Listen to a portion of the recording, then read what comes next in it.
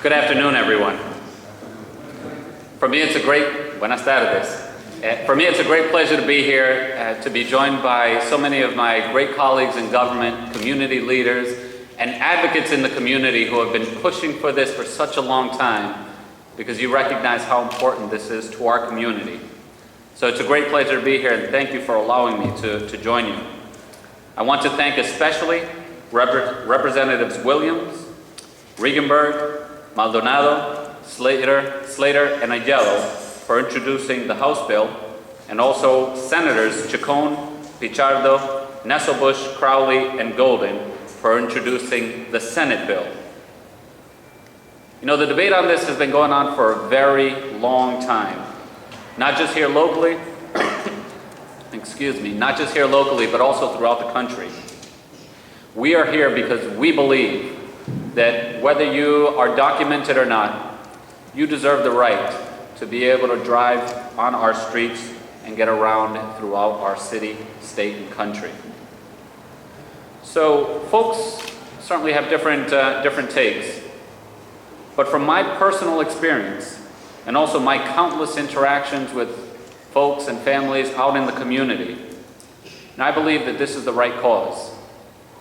As a native Rhode Islander, I was born here in Providence, but my parents were immigrants. And when they came to this country, they were undocumented immigrants. And one thing that's lost in the conversation is that many undocumented immigrants have children who are citizens. And I think that we can all agree that we want our citizens to have access to all of the opportunities that are accessible in our country. And so if your parents aren't able to drive to work, they don't feel safe or comfortable driving you to a community center, perhaps they don't even feel comfortable driving you to school, that affects us all. That affects us all, and it has to be addressed. Over the years, I've spoken with parents who simply want to send their children and drive their children to school. I've spoken with many young adults who simply want to be able to drive to school so they can get an education.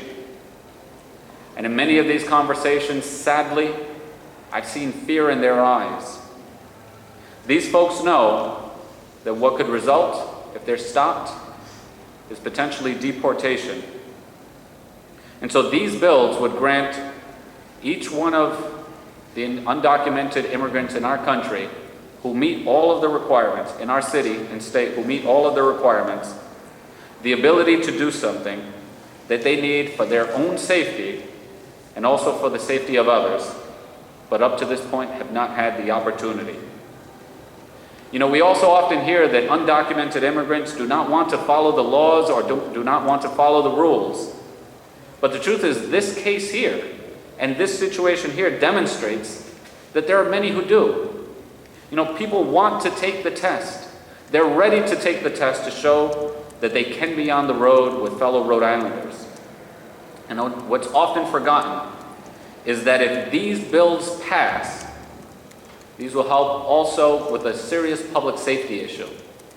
It's not just the right thing to do from the standpoint of justice. Being practical, it's also the safe thing to do because it's an insurance issue. You know, drivers who will benefit from these bills will be required to obtain insurance in the case that they get into an accident, something that isn't happening right now.